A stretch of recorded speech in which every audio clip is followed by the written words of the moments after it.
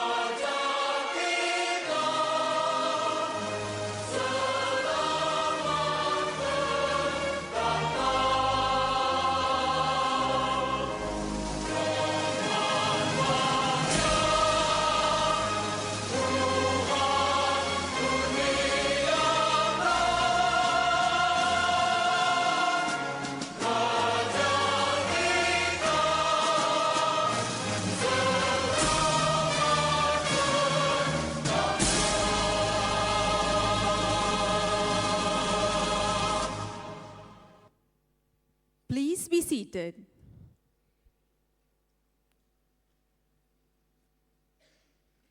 Yang berbahagia Tan Sri Dato' Sri Dr. Nur Hisham Abdullah, Chancellor, University of Cyberjaya.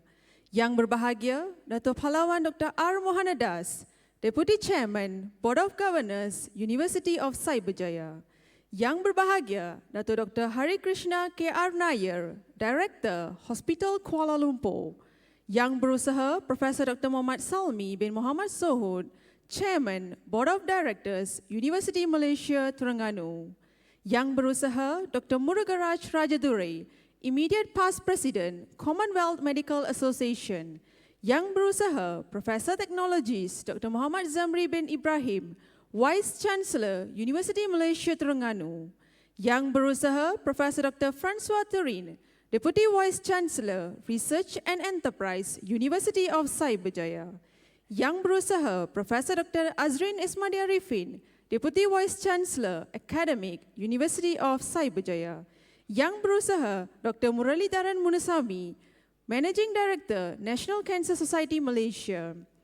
And yang berusaha Professor Dr. Maysam Tabadabadi, Lead Collaborator of the Lancet Countdown and Lead Author of the Lancet Countdown Malaysia Policy Priorities. Distinguished guests, ladies and gentlemen, welcome to the Malaysia launch of the Lancet Countdown 2024 report and the 2024 Climate and Health Policy Priorities for Malaysia.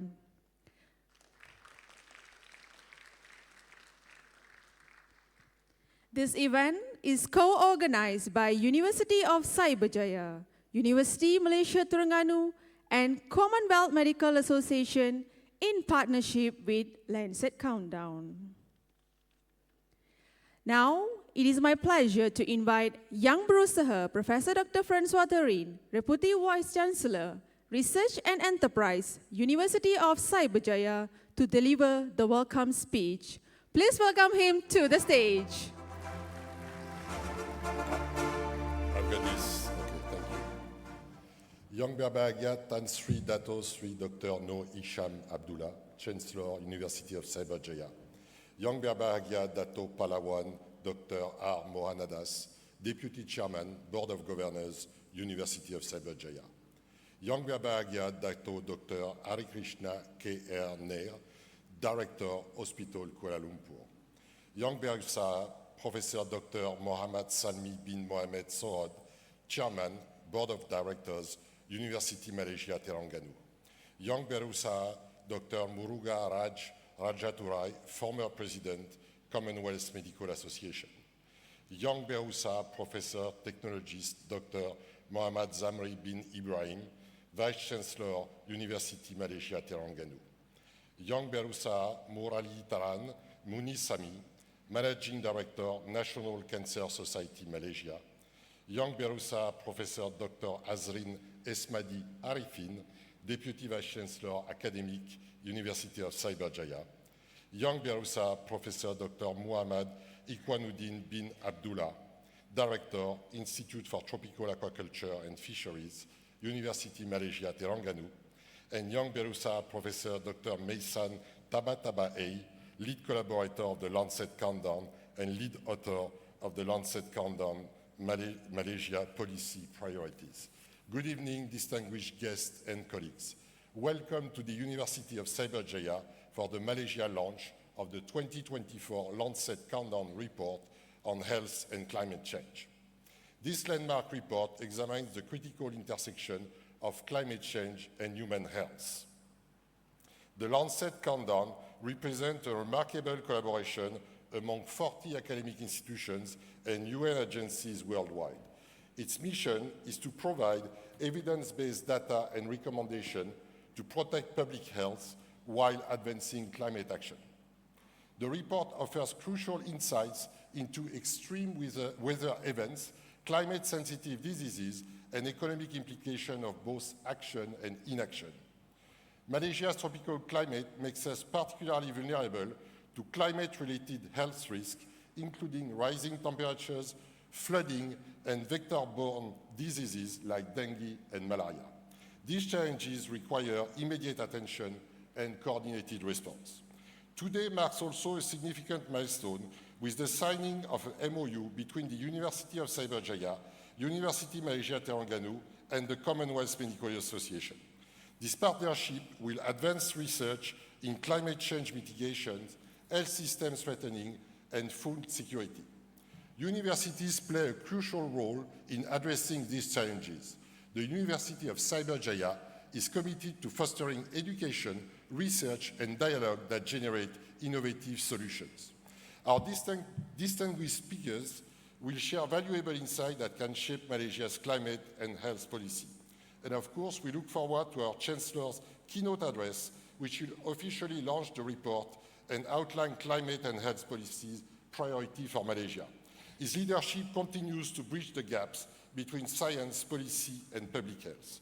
This evening represents more than just a report launch. It's a celebration of unity and shared purpose. The Lancet Countdown reminds us that planetary health and human health are inseparable. Through collaborations across disciplines, institutions, and borders, we can build a healthier, more sustainable future. Thank you very much for your presence and commitment to this vital cause. I wish you an inspiring and productive evening. Thank you very much. Thank you, Professor Dr. Francois Terin, for your warm welcoming remarks.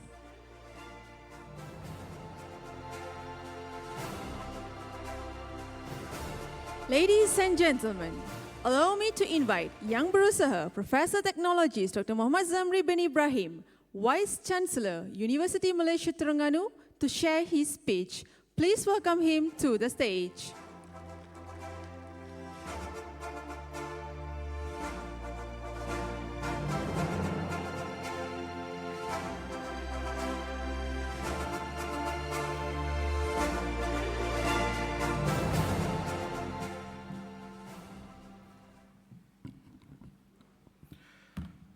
Bismillahirrahmanirrahim. Assalamualaikum warahmatullahi wabarakatuh. Very good evening and salam sejahtera. Yang berbahagia Tan Sri Datuk Seri Dr. Noor Hisham Abdullah, Chancellor University of Cyberjaya. Yang berbahagia Datuk Pahlawan Dr. Art Mohanadas, Deputy Chairman, Board of Governors, University of Cyberjaya. Yang berbahagia Datuk Dr. Hari Krishna K. Abner, Director Hospital Kuala Lumpur. Yang berusaha Profesor Dr. Muhammad Salmi bin Muhammad Sohud, Chairman, Board of Directors, University Malaysia Terengganu.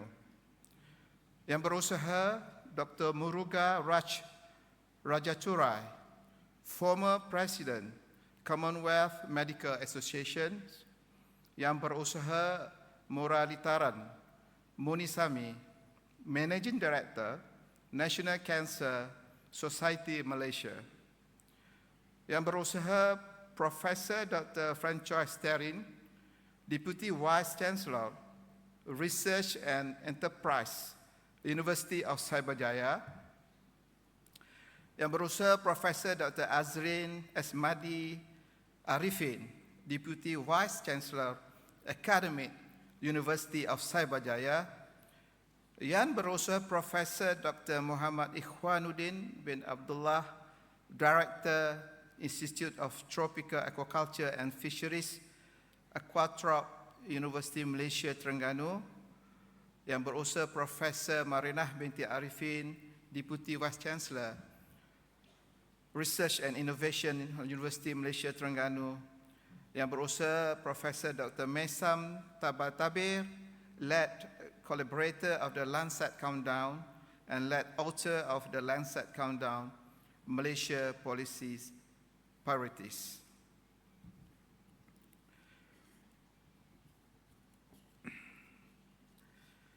It is my distinct honor and privilege to extend a warm welcome to each of you to the Malaysia launch of the Lancet Countdown 2024 report and the Lancet Countdown Malaysia Policy Priorities 2024. This event marks an important milestone not only for Malaysia, but also for the global conversation on climate change, food security, and health. For 5 years, the University of Malaysia Terengganu has had the privilege of hosting and co-organizing this prestigious event in partnership with the Lancet Countdown. This year, we are thrilled to welcome the University of Cyberjaya as a co-organizer, as well as the Commonwealth Medical Association, whose collaboration began last year. Together, we are demonstrating the power of collective action in addressing the most pressing issues of our time. As a university deeply committed to sustainability and food security, UMT is proud to contribute to advancement of research and policy that mitigate the impact of climate change on Malaysia's ecosystems and its people.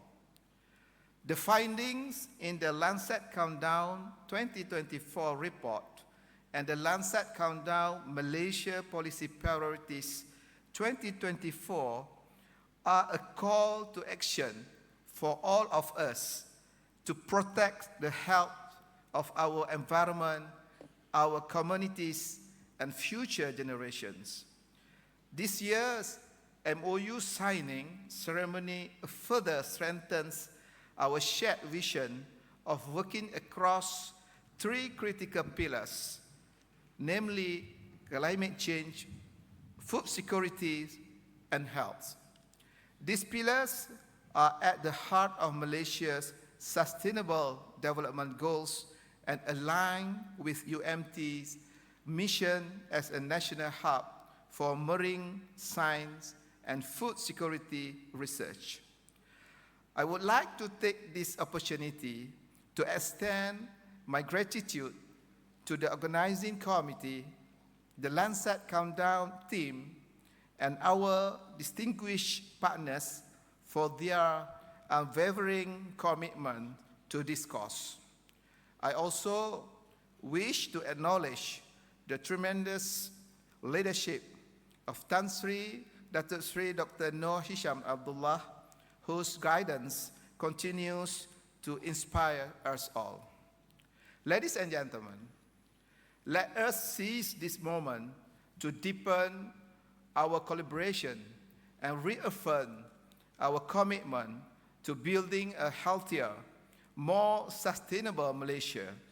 I look forward to the fruitful discussions and initiatives that will emerge from this event. Thank you, and I wish you all an engaging and inspiring evening. Wabillahi taufiq wa hidayah. Assalamualaikum warahmatullahi wabarakatuh. Thank you, Professor Dr. Muhammad Zamri Ibrahim, for your insightful remarks. Ladies and gentlemen, we now proceed to a presentation on the Lancet Countdown 2024 report, highlighting its key finding and their implication on the global scenario. We will begin the presentation with an address by Yang Berusaha Dr. Marina Romanello, Executive Director, Lancet Countdown.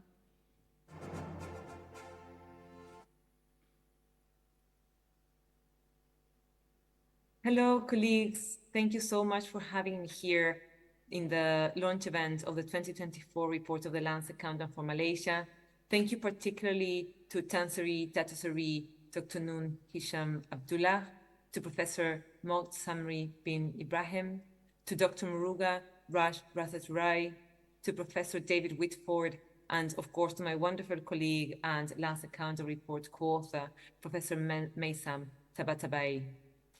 Today, I'm going to share with you some of the findings of the latest report of the Lancet Countdown, which we published just ahead of COP29, and is the 8th in the annual iterations of the indicators of the Lancet Countdown. This report is the product of an enormous amount of work and effort from 122 climate scientists, researchers, and contributors from around the world, from 57 contributing organizations, and delivered in close partnership with the World Health Organization. The main finding that comes from this, our 8th annual indicator report, is that the changing climate is posing record high levels of threats to people's health and survival all around the world. And in fact, we see that 2/3 of the 15 indicators in which we're monitoring the evolving climate change related health impacts, hazards, and exposures have reached a record new level of threat in the latest year of data.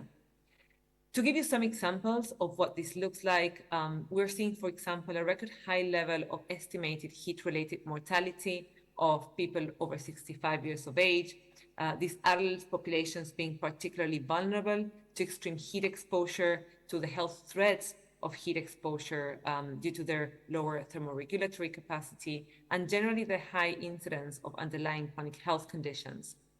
We see that heat-related mortality in this age group has increased by an estimated 167% since the 1990s. And this is mostly driven by the growing temperature and is much more than the 65% increase that we would have expected if temperatures hadn't changed. Obviously, heat-related mortality being just the tip of the iceberg, with heat exposure being also associated with a big exacerbation of underlying health conditions and an associated increase in morbidity due to heat exposure. But it's not only temperatures that are rising, we're also seeing that with climate change, precipitation patterns are changing. And as a result of this, we see that the number of days of very extreme rainfall have increased in 61% of the global land area from previous decades, with these very extreme precipitation days increasing the risk of flash flood events, putting our infrastructure at risk, and deteriorating also health through increased exposure to contaminated water and more suitable conditions for the transmission of pathogens. These extreme precipitation events are happening also in a context in which drought events are becoming more frequent, lengthier, more intense. So these two things are happening oftentimes simultaneously, and we're seeing that almost 50% of the global land area saw in 2023 at least 1 month of extreme drought events, up from an average of just 15% in the 1950s. As you can see there on screen, we're seeing South America, many parts of Africa, some parts of Southeast Asia and South Asia being very strongly affected by extreme drought events, which obviously put crop productivity and as a result food security at risk. They threaten water security, they threaten sanitation, increasing the risk of transmission of infectious diseases, and they also threaten other infrastructural characteristics, like, for example, they undermine fluvial transport, they threaten energy production, and they have widespread impacts on people's well-being, on people's health, and on people's livelihoods. So this change in the in heat exposure, in precipitation patterns, are simultaneously starting to affect the transmission of infectious diseases. And we see that the environmental suitability for the transmission of deadly diseases like dengue or vibrio pathogens is increasing globally. And we're seeing the expansion of many of these diseases to new parts of the world, exposing new populations to pathogens from which they were relatively protected some years back, putting more pressure, obviously, on our health systems. So these are just some of the examples of what our indicators are showing us. As I said, we have many, many more indicators, but all in all, what it's showing is that climate change is increasing the threats that people are facing from many different aspects of the health impacts of climate change, and putting extra pressure to our health systems, considering also that adaptation to climate change is lagging, that we're not advancing nearly enough to protect our health systems and people's health and well-being from these growing threats. But it's not the first time that we raise the alarm on the growing health impacts of climate change. We've been doing this for many years, but unfortunately what we do find is that governments and companies continue to fuel the fire, continue to increase their emissions of greenhouse gases, increasingly putting people's well-being and health and survival at risk from exacerbating climate change related impacts. And as an example, we're seeing, if we look at the energy system, the biggest single contributor to greenhouse gas emissions and to climate change, emissions from the energy system are continuing to rise, very far from falling. They have reached record new high levels in 2022. So we're increasingly pumping global warming gases into our atmosphere, and as a result, increasing the threats to people's health. But apart from contributing to exacerbating climatic changes, the lack of or the very delayed transition to clean, renewable energies that could help us tackle climate change has other direct consequences on people's health and well-being as well. For example, we see that people around the world are still very highly dependent on the use of fossil fuels and other dirty fuels to meet their energy needs. For example, we see that globally 2.4 billion people around the world still rely on dirty fuels and inefficient technologies to meet their household energy needs. 30% of households around the world still rely on biomass to meet their energy needs. And this percentage grows to 92% of households in low human development index countries.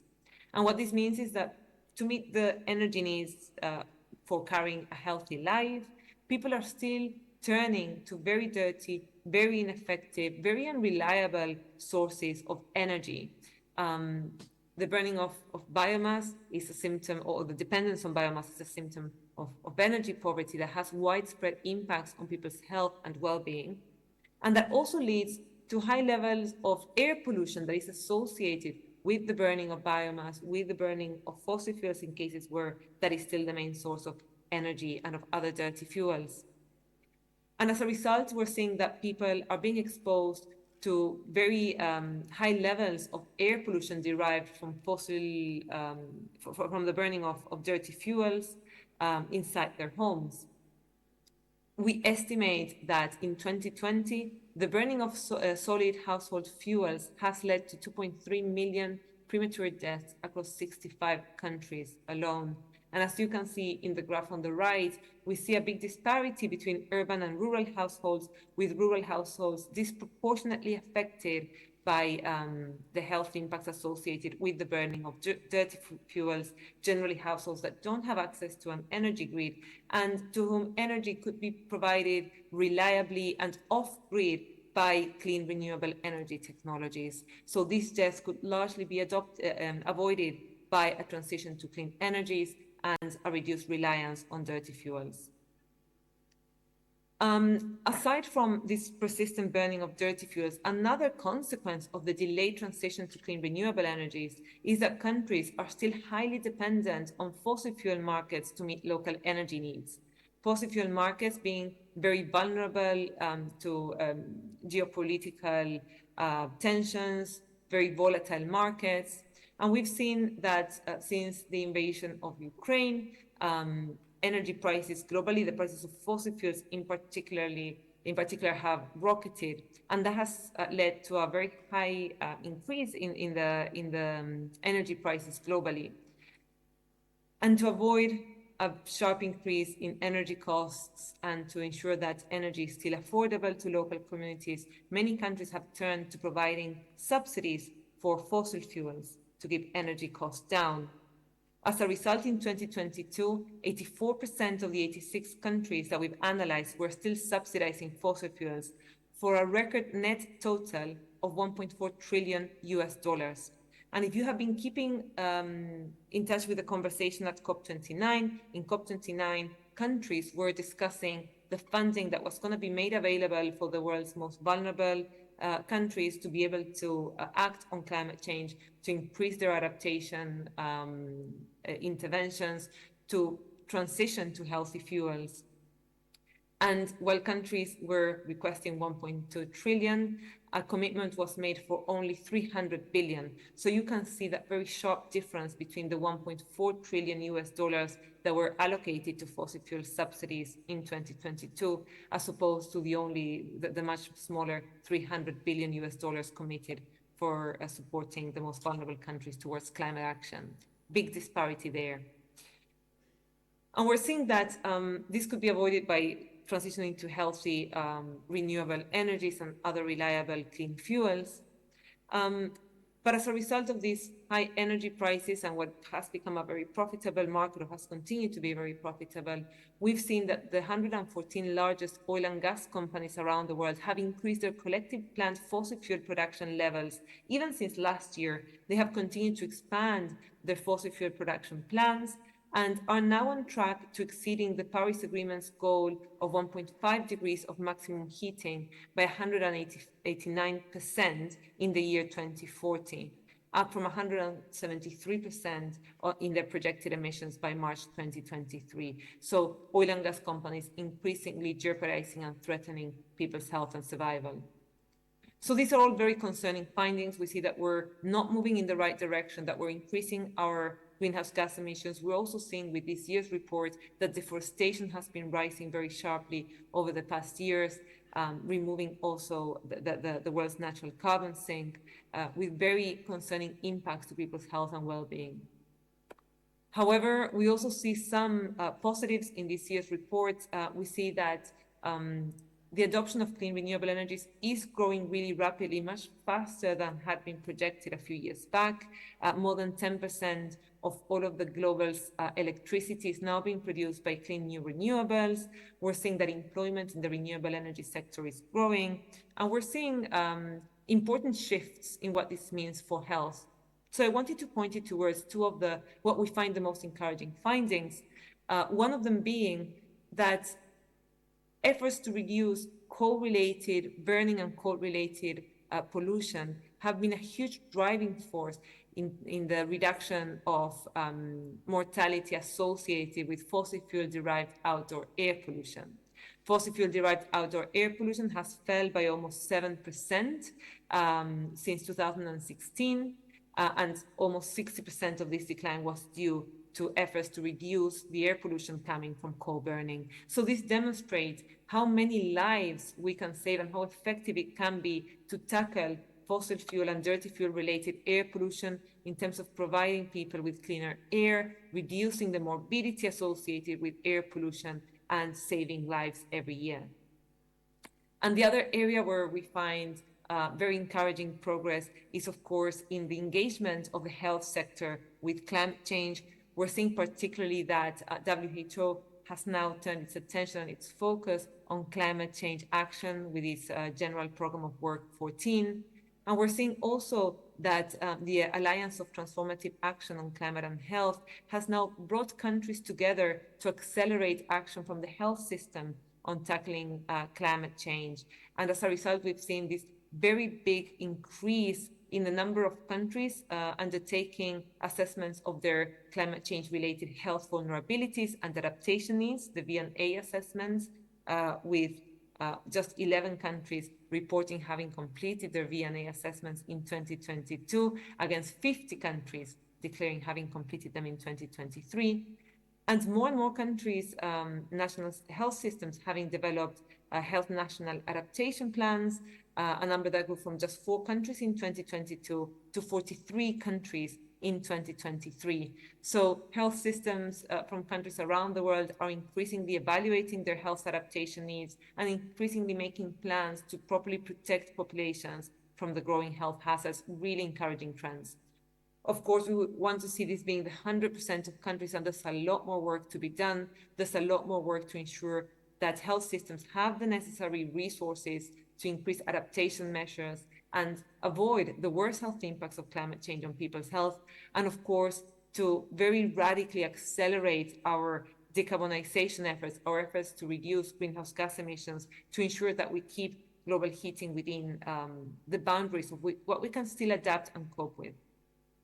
So there's a lot more to be done and a very central role to be played by health and healthcare professionals in terms of ensuring that we are, in fact, acting to tackle climate change, to delivering a safer, healthier future for people all around the world, and to ensure that our health systems are also well equipped and well protected to face the threats of climate change. So with that, I thank you so much for your attention, and I know that Professor Tabatabai will now focus a bit more on what our findings are showing and say a few more things about what's happening in Malaysia and what we see in our work for Malaysia. And I invite you to look at the lancetcountdown.org, our webpage, for more information where you can also explore our indicators in more detail. Thank you so much for listening. Thank you particularly to the Lancet and to Wellcome that has enabled this work. And thank you so much to you for joining this event today. Thank you, Dr. Marina, for the comprehensive information on Lancet Countdown 2024 report. Ladies and gentlemen, we now turn our attention to a topic of critical importance, facing record-breaking threats from delayed action by Young Berusaha Professor Dr. Maysam Tabatabai, lead collaborator, Lancet Countdown in Malaysia, and professor at University Malaysia Terengganu. Please welcome him to the stage.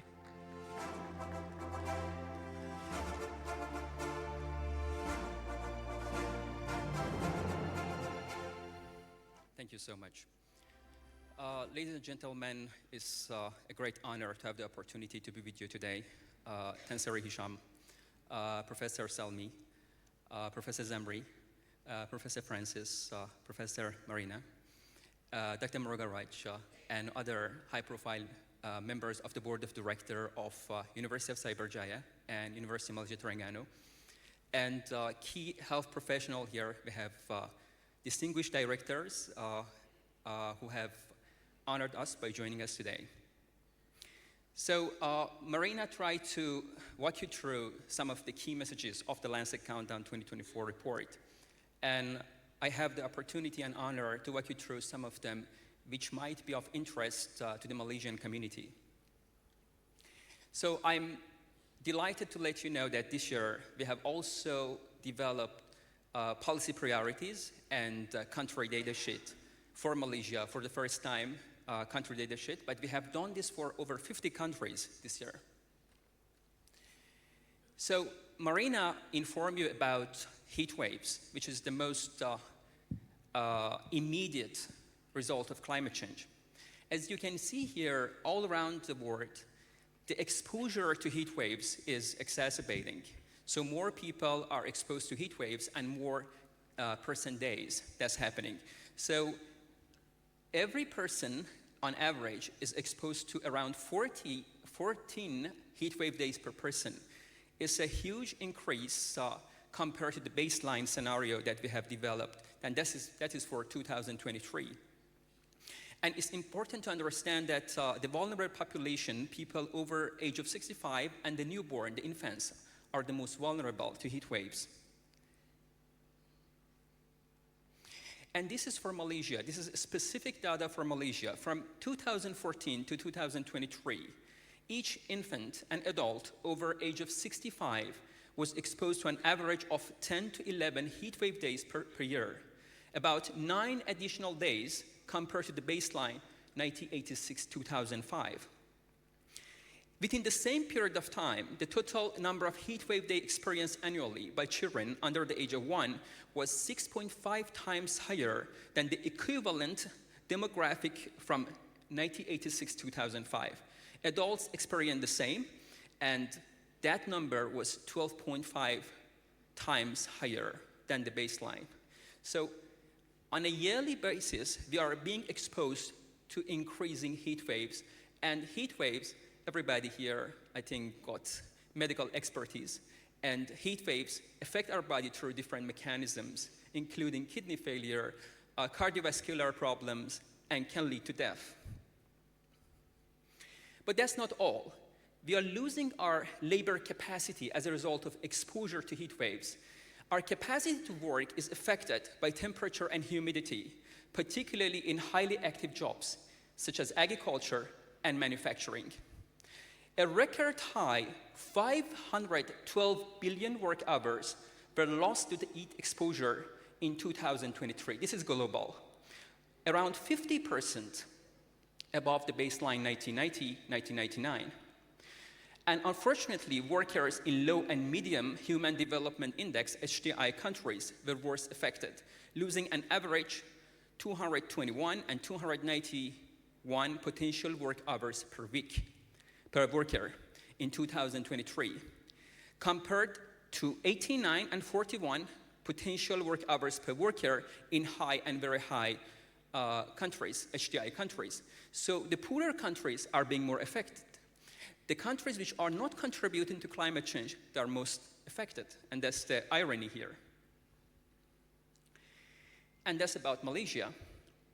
We lost 2.7 billion hours of effective work in the year 2023.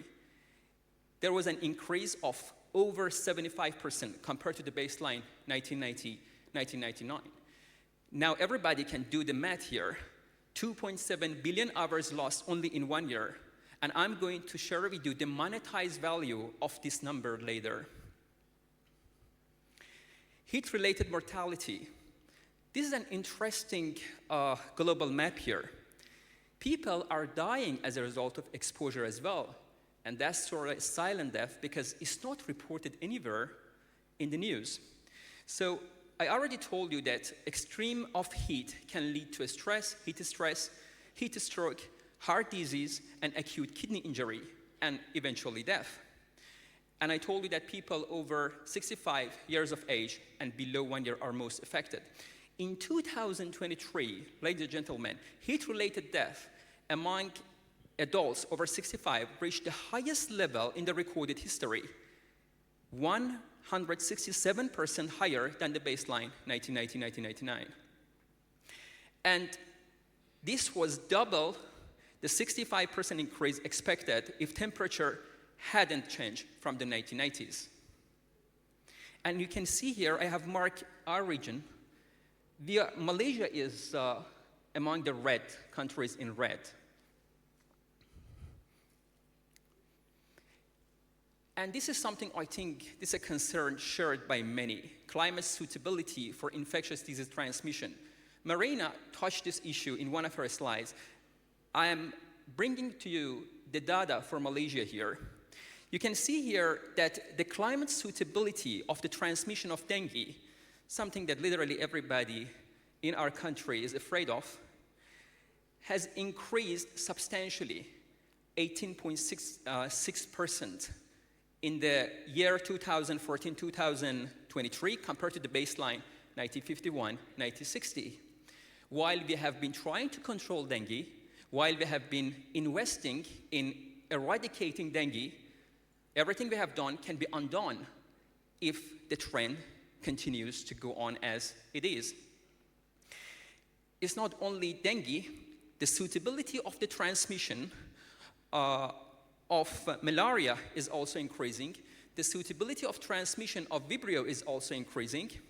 And these are serious threats to our public health in the future. Another important indicator is food security and undernutrition. Food insecurity is on the rise globally. Globally, over 700 million people were undernourished in 2023, and close to 3 billion people were unable to afford healthy diets. That's almost 1/3 of the global population. The higher frequency of heat wave days and drought in 2022 compared to the baseline 1981-2010 was associated with 151 million more people experiencing moderate to severe food insecurity across 124 countries that we investigated. Now it's time to talk about money, how much we are losing as a result of these tragedies. This is the cost of heat-related mortality alone. $199 billion, close to $200 billion, we lost in the year 2019-2023 compared to the baseline 2000-2004.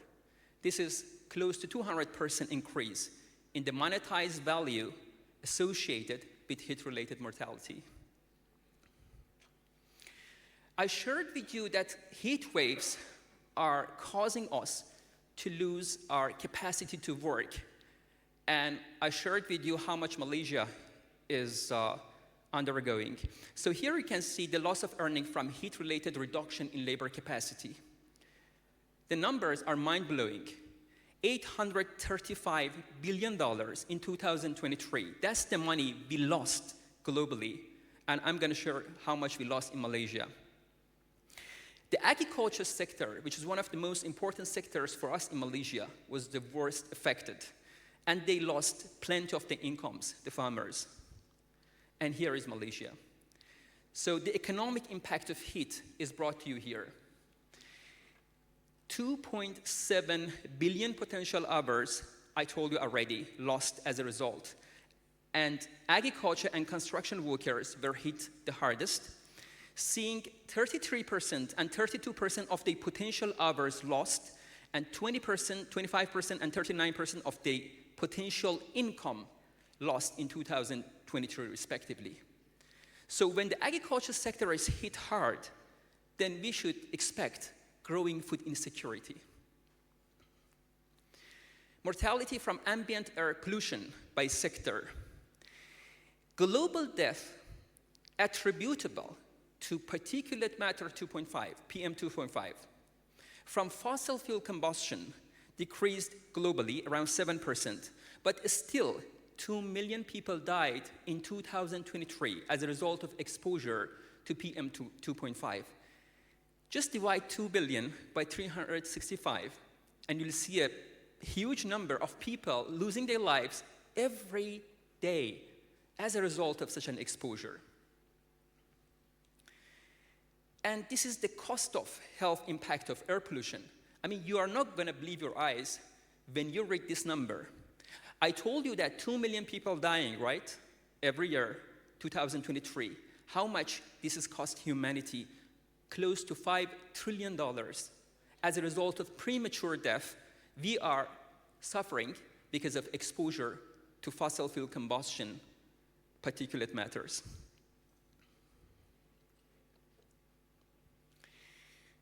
Okay, and then some people might ask why this is happening, why we are not progressing, why we are going just plateauing, stagnating. This is the reason. Because of net value of fossil fuels, because of the subsidies we are giving to fossil fuels. Fossil fuel subsidies provide incentives for health-harming emissions and a low carbon transition, and these carbon prices are the main culprit.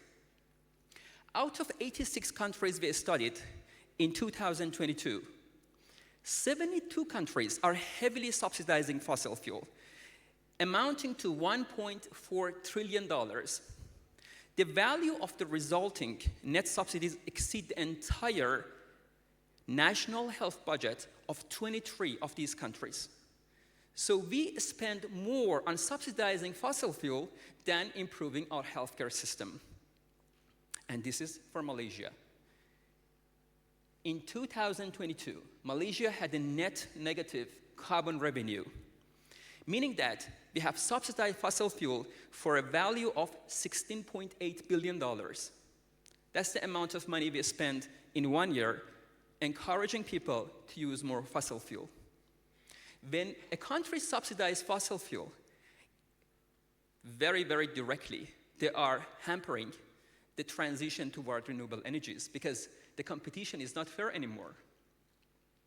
So we are growing our renewable energy capacity, but as long as fossil fuel are heavily subsidized in the country, we are actually diminishing the opportunity for the renewable energy sector to grow. We are diminishing the opportunity for low carbon transition.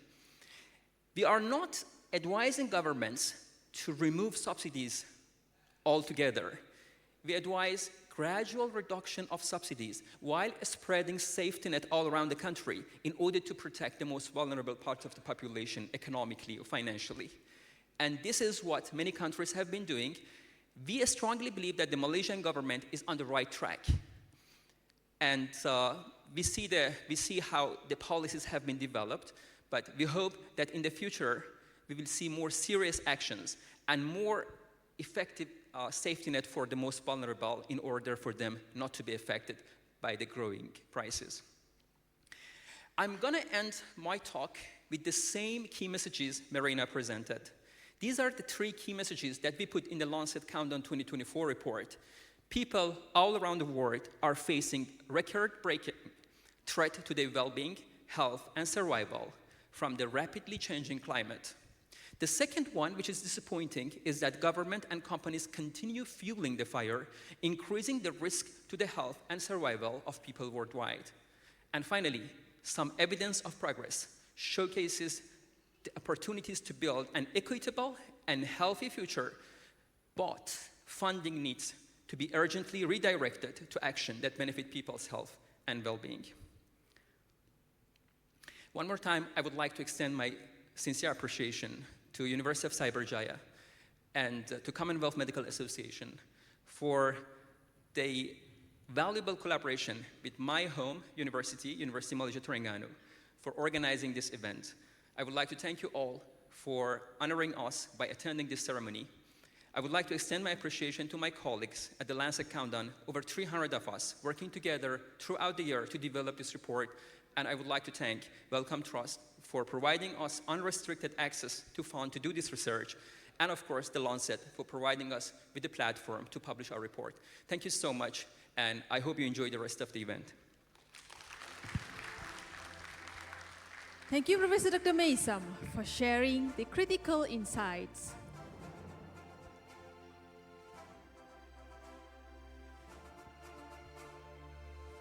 Ladies and gentlemen, it is now my honor to invite Yang Berusaha Dr. Murugaraj Rajadure, immediate past president, Commonwealth Medical Association, and past president, Malaysia Medical Association. Please welcome him to the stage.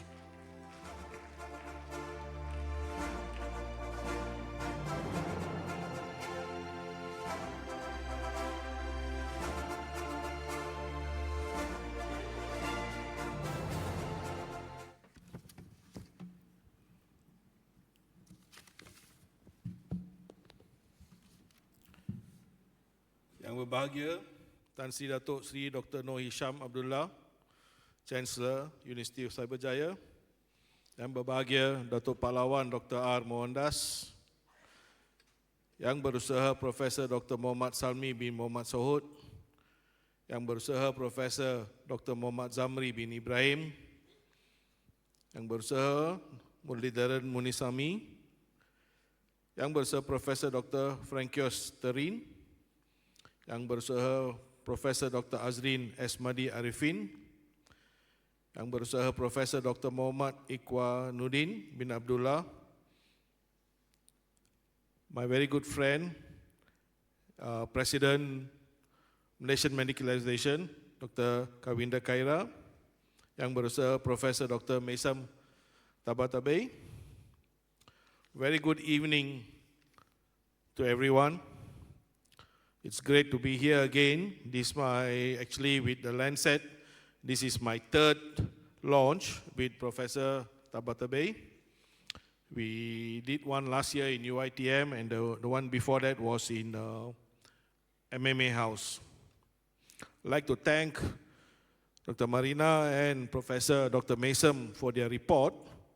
One report told us what's wrong, and another report is telling us where we have to address. It's an honor and a privilege to address this distinguished gathering on behalf of the Commonwealth Medical Association and its current president, Professor Dr. Jailal, who has sent his warmest greetings and heartfelt regrets for not being able to be here with us in person. I'm humbled to represent CMA, an organization committed to improving health across 56 member nations through collaborations and innovations. What was so important that CMA and Lancet had to get together is 56 countries, and actually Lancet is helping me so much, provide me that data, that evidence that I need. And this is a little bit about Commonwealth countries. Okay, this is what we are. 56 independent countries make up the Commonwealth in Africa, Asia, America, Europe, and the Pacific. Different landscape, different health landscape, different economy landscape, different climate. And I need help from people like Professor Mason and Lancet to give me data that we need. We have 33 of the world's 42 smallest states, each with a population of 1.5 million or less. I just attended CHOGM in Samoa. The population is only about 180,000 people in that island, and they are facing a lot of climate change issues. We discussed this in CHOGM. So there are 2.7 billion citizens live in Commonwealth. So whatever we do here, like Professor Mason and Lancet have actually given you the Malaysia report, same way they've given me report in Kenya, report in Sri Lanka, India, and so Ghana, right? So with their report, we can actually reach out to about 2.7 billion citizens, and I'm sure this will change people's life. Ladies and gentlemen, the Commonwealth Medical Association has long recognized the inextricable link between climate change and public health. The Lancet Countdown 2024 report makes this connection clear, illustrating how the health of our planet directly impacts the health of its people. So the Commonwealth, we have got common goals and values. Whether you are a big country or a small country, everybody has got a say there. And it was very evident in the CHOGM when I went there for the CHOGM and I saw the heads of government discussing. But whether you were from a small island or you were from the United Kingdom, everybody had their say in the meeting. So with this type, we are going bravely for this type of meetings also because of the work that Lancet and other NGOs do to give us data-based. We need evidence. Climate change was one of the main topics that was discussed in CHOGM. This was CHOGM 2024.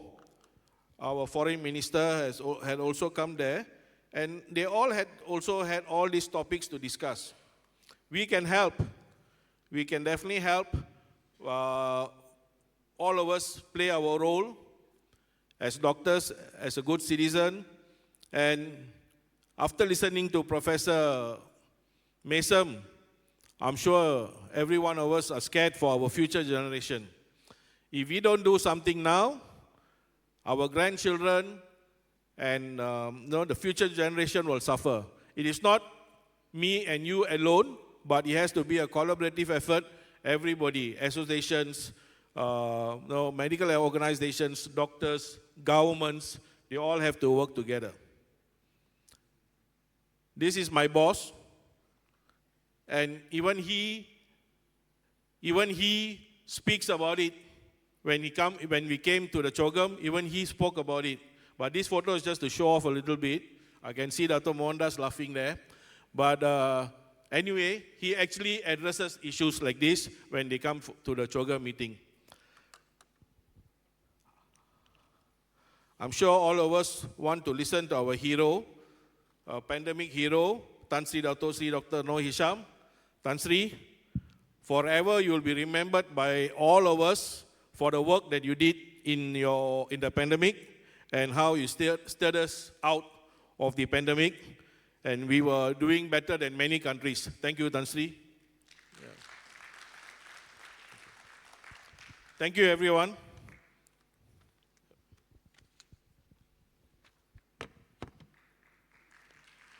Thank you, Dr. Murugaras Rajaduri, for your instrumental and forward-thinking address. Ladies and gentlemen, it is our distinct honor to invite Yang Berbahagia Tan Sri Dato Sri Dr. Noor Hisham Abdullah, Chancellor, University of Cyberjaya, to deliver the keynote address. Please welcome him to the stage.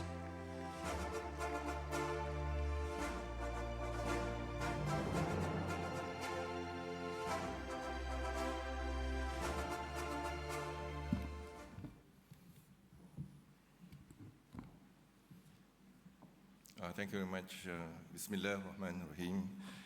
Yang Berbahagia Profesor Insinyur Dr. Muhammad Zamri bin Ibrahim, Vice Chancellor of the University of Malaysia, Terengganu. Yang Berbahagia Profesor Dr. Muhammad Salmi bin Muhammad Sohud, Chairman Board of Directors, University of Malaysia, Terengganu.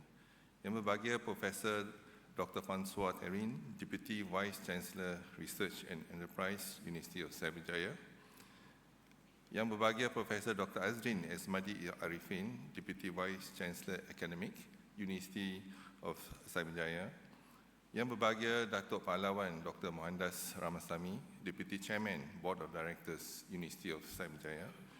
Yang Berusaha Datuk Dr. Hari Krishna, Director Hospital Kuala Lumpur. Yang Berusaha Dr. Murali Taran, Managing Director of the National Cancer Society. Yang Berusaha Dr. Murugaras Rajaturai, Immediate Past President of Commonwealth Medical Association.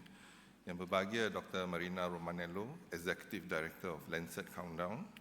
Yang Berbahagia Professor Dr. Mesam Tabata Bey, Lead Collaborator of the Lancet Countdown in Malaysia and Lead Author of the Malaysia Policy Priorities 2024.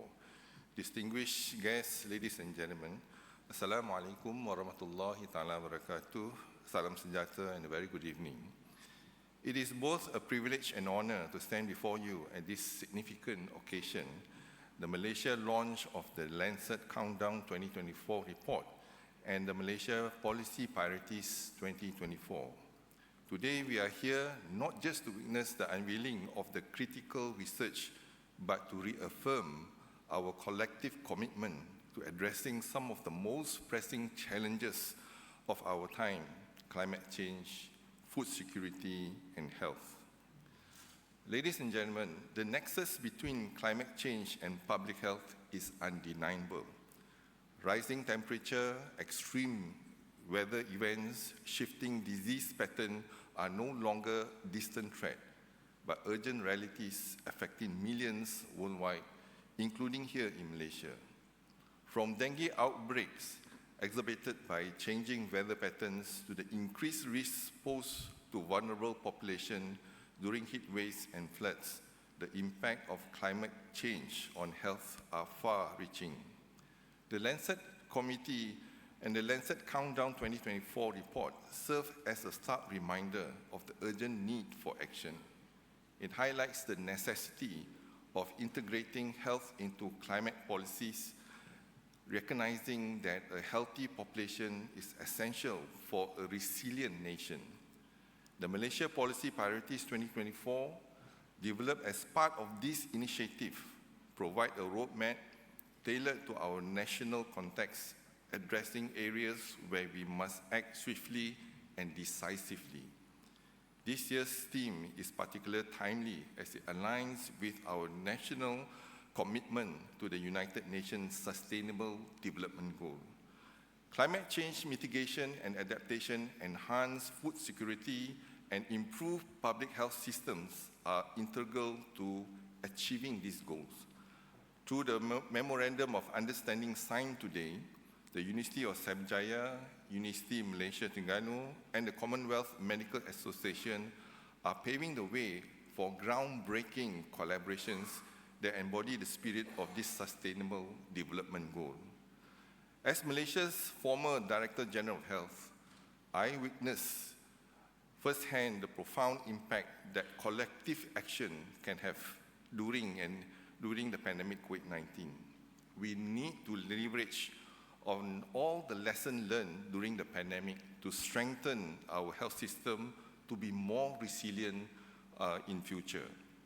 The lesson learned during the pandemic and the challenging time is about the importance of unity, data-driven decision-making, and global cooperation, which are equally relevant to fight against climate change. We have the expertise, we have the resources and commitment to lead by example. But we need to come together, and together we can overcome all obstacles and make the impossible possible. For the first time during the pandemic, the crisis, it is an opportunity for us to knock down the wall between the public sector and private sector. More important, we need to work locally and regionally so as to address the common issue.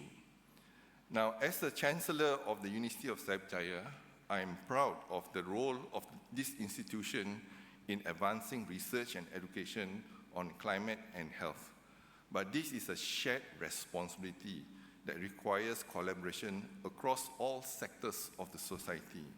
And I believe that if we work together, coming together is the beginning, but more important, we have to come up with intervention and positive resolution.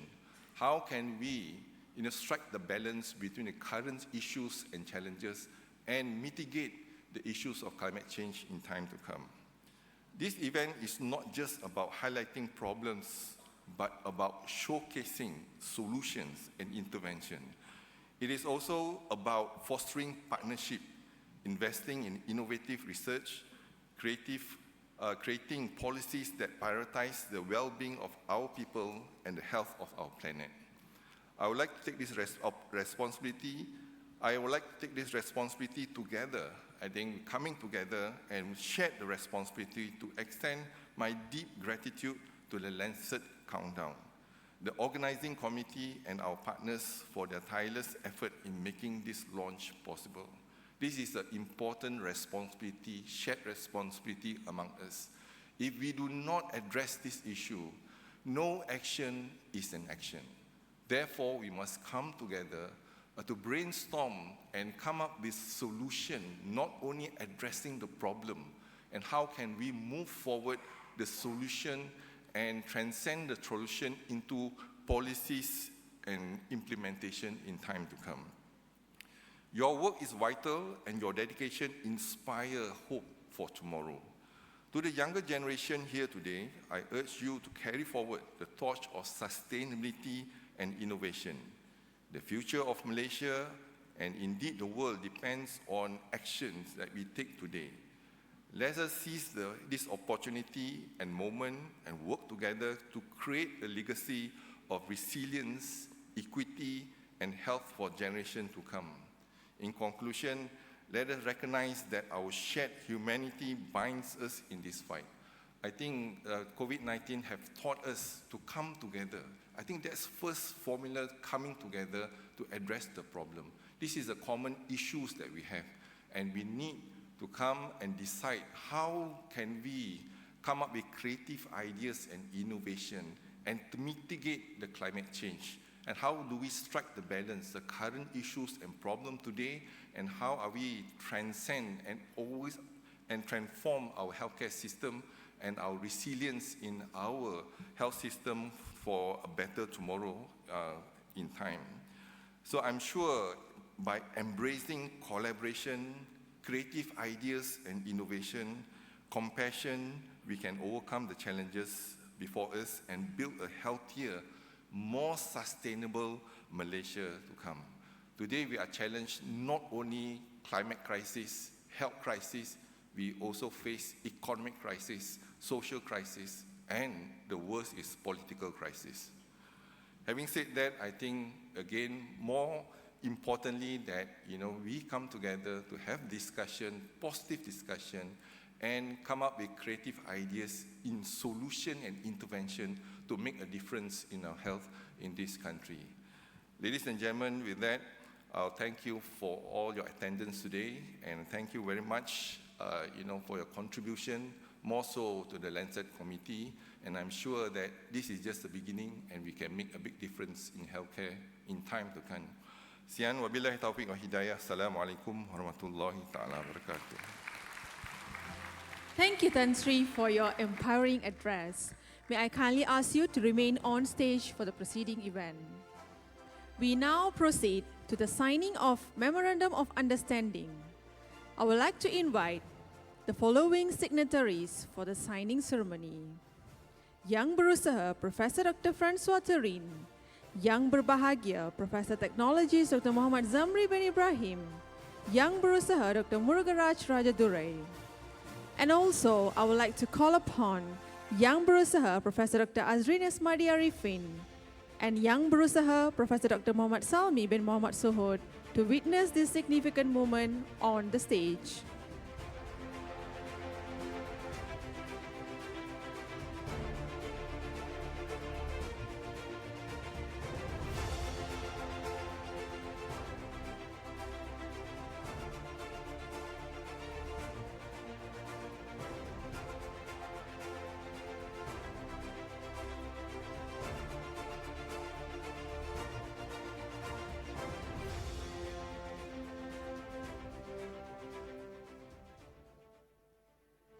Ladies and gentlemen, this MOU is based on 3 critical pillars: climate change, food security, and public health. This signifies the joint commitment of University of Cyberjaya, University Malaysia Terengganu, and Commonwealth Medical Association to address climate change, food security, and public health in Malaysia.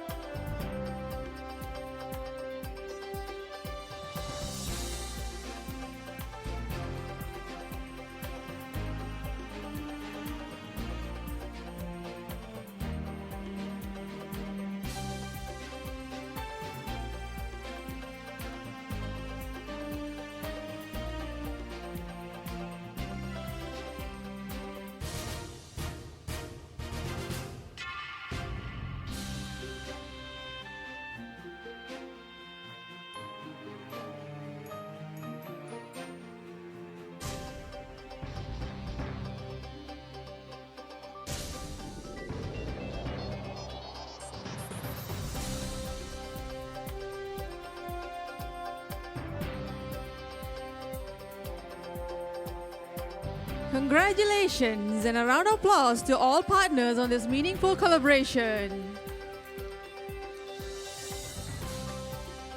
I would like to request all dignitaries to remain on stage.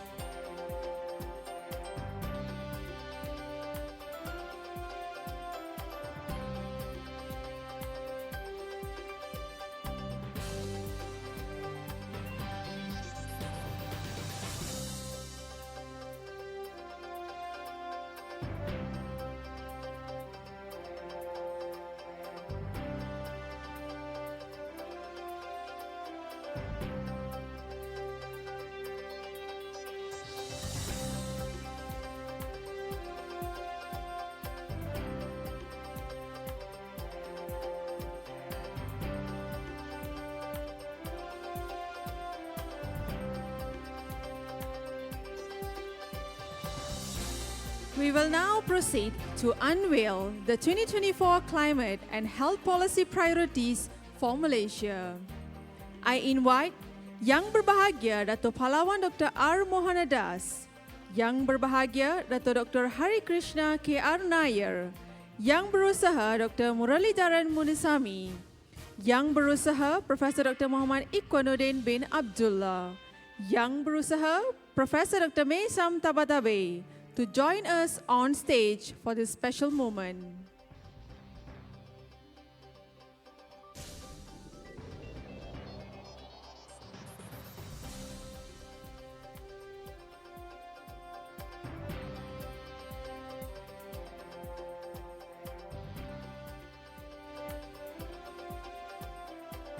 And we will also love to invite Dato Suraida together on stage.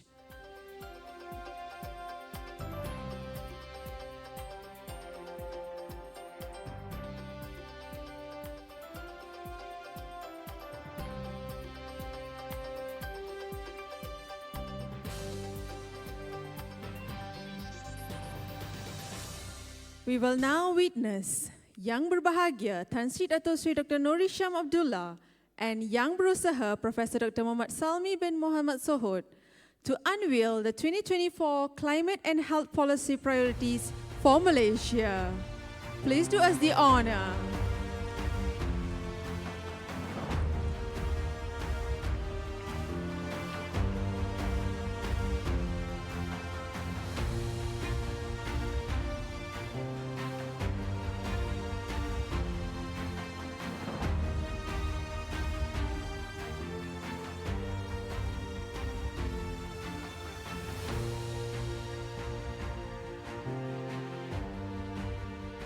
Thank you for this remarkable moment. We will now proceed with a gift-giving ceremony. May I call upon Yang Berusaha, Professor Dr. Francois Terin, to present a token of appreciation to Yang Berusaha, Dr. Murugaraj Rajadurai, President Commonwealth Medical Association and past President Malaysia Medical Aid Association.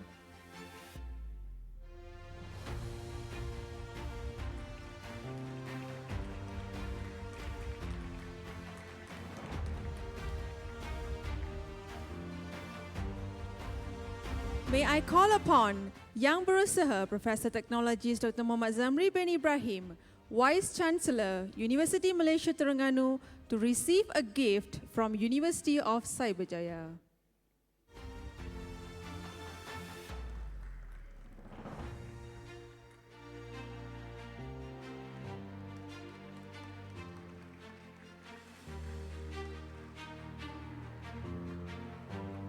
And I now understand that University Malaysia Terengganu likes to return the gift-giving ceremony to University of Cyberjaya and followed by Commonwealth Medical Association.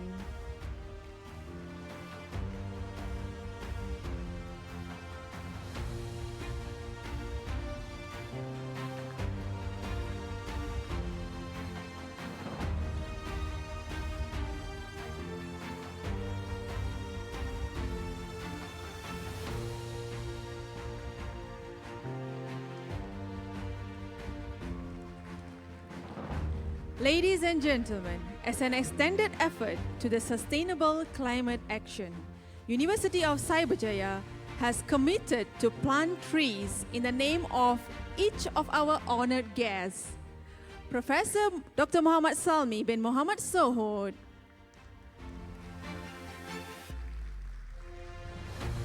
Dr. Murugaraj Rajadurai, Professor Technologist Dr. Muhammad Zamri bin Ibrahim, Professor Dr. Muhammad Ikwanuddin bin Abdullah, and Professor Dr. Maysam Tabadabe. Thank you again to all our dignitaries. May I kindly request everyone to return to your seats.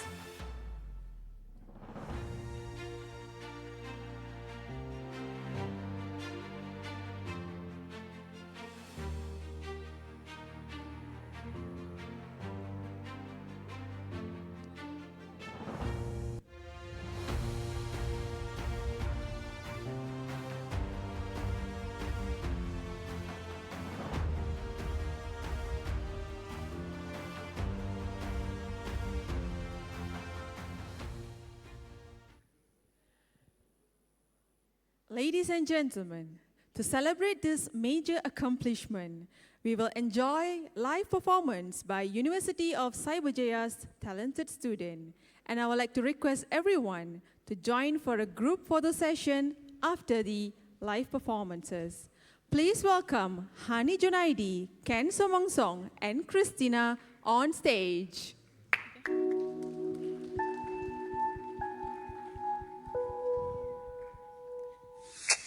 Karena cinta ini ada rasa sakitnya, namun tak pernah tersingkap apa obatnya. Ku pasti cinta karena membuat merana. Mungkin kau tidak merasa apa yang ku rasa.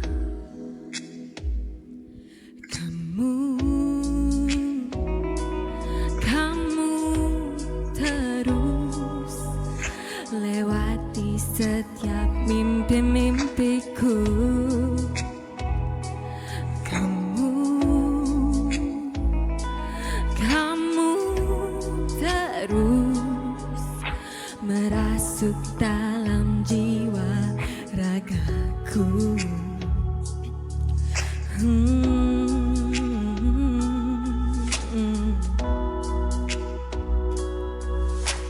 Jika kau rasa ini cinta, kan ku pastikan hidupmu lebih sempurna karena melihat senyummu bisa menggulirkan air mataku dan lebih membahagiakanku.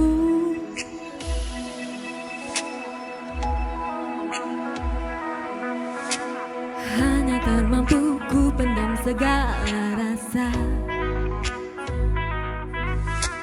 Rasa tertulis dari suara irama. Setiap raga pasti tersimpan rahasia. Biar tiada yang tahu kamu ku cinta.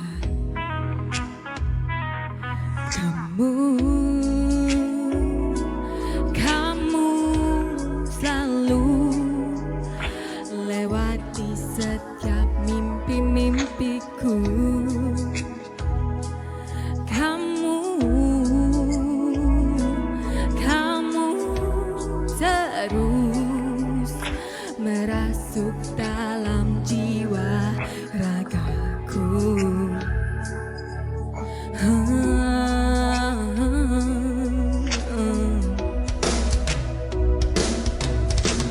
Jika kau rasa redup kasih kita, jangan berpaling darinya. Biarkan untuk selamanya. Handari antara redup dan resah kita, jangan ada yang rebah. Ini janji kita.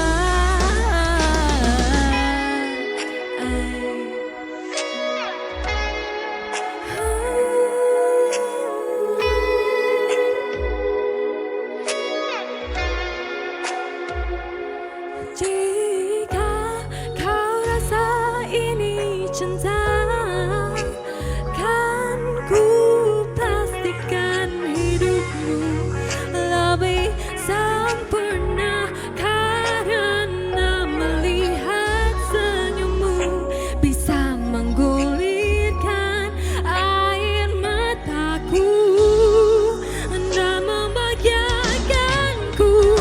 Jika kau rasa ini cinta, kan ku pastikan hidupmu lebih sempurna karena melihat senyummu bisa menggulirkan air mataku dan lebih membahagiakanku.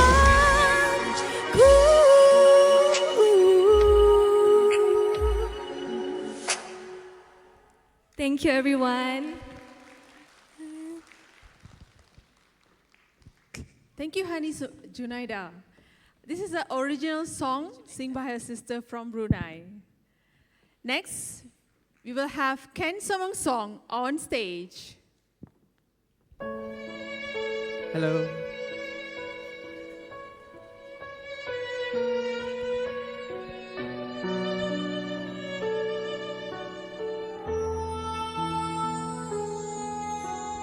Setiap nafas yang dihembus, setiap degupan jantung, aku selalu memikirkanmu dalam gelap, di buayangan, dalam tidur dan hayalan. Aku selalu memikirkanmu. Ternyata ku perlukan cinta dari dirimu sayang, barulah terasa ku bernyawa.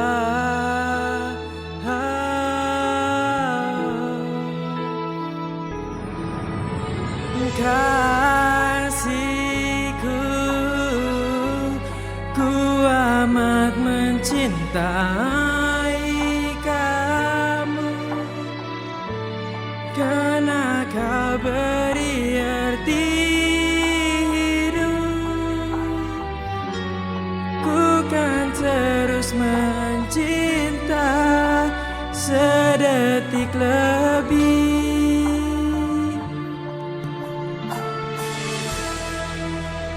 Selepas selamanya.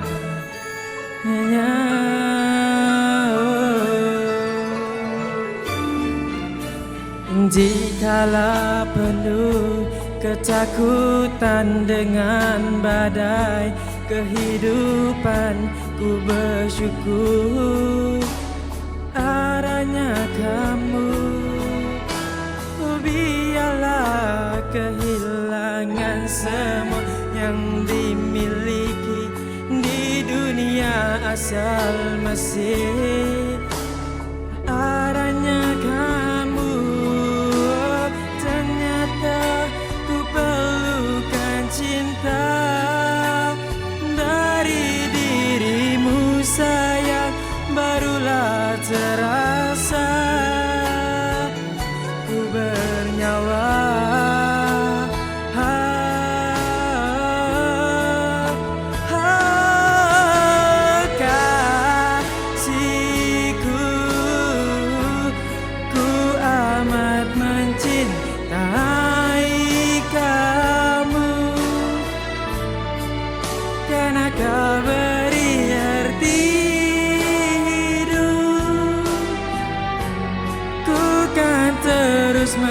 Mencinta sedetik lebih.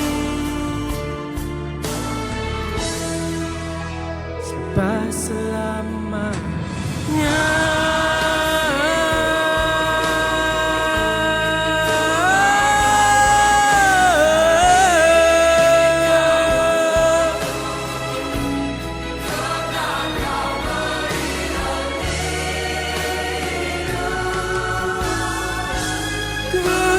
Terus mencinta sedetik lebih.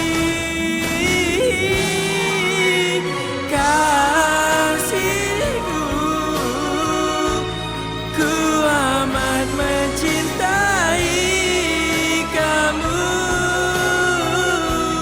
karena kau beri arti hidup.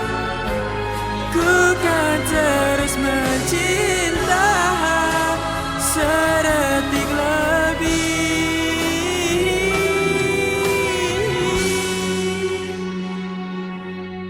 Sampai selamanya.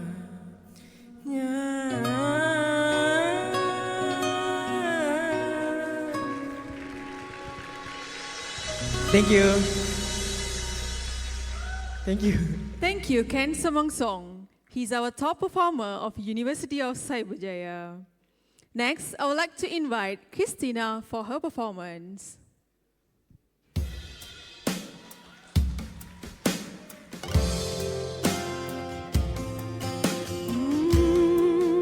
Yeah, looks like we made it.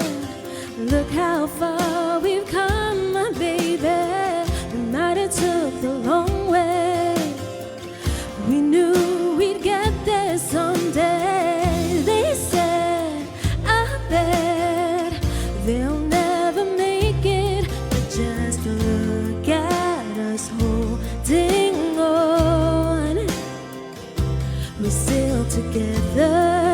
still going strong.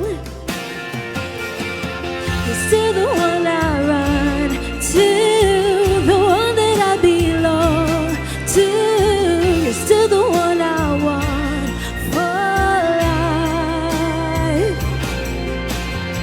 You're still the one that I love, the only one I dream of. You're still the one I kiss goodnight.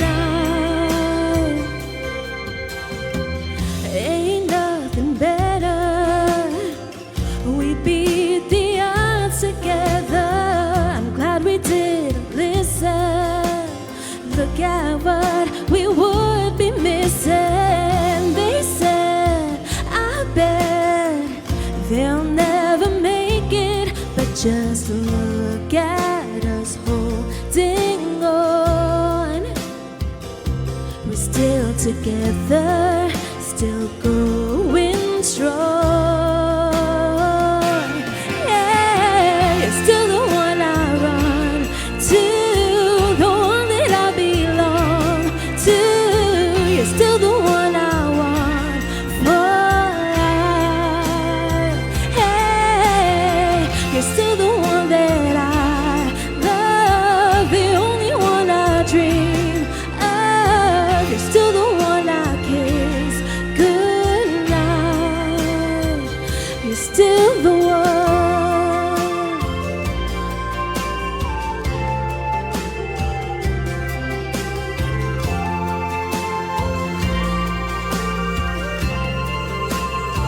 Yeah, you're still the one I run to, the one that I belong to. You're still the one I want for life. You're still the one that I love, the only one I dream of. You're still the one I kiss goodnight. I'm so glad we made it. Look how far we've come, oh, baby. Thank you. Thank you, Christina, for the wonderful performance. Ladies and gentlemen, we have reached the end of our today's event. Before we end, we would like to take a group photo. Kindly turn your attention to our photographer.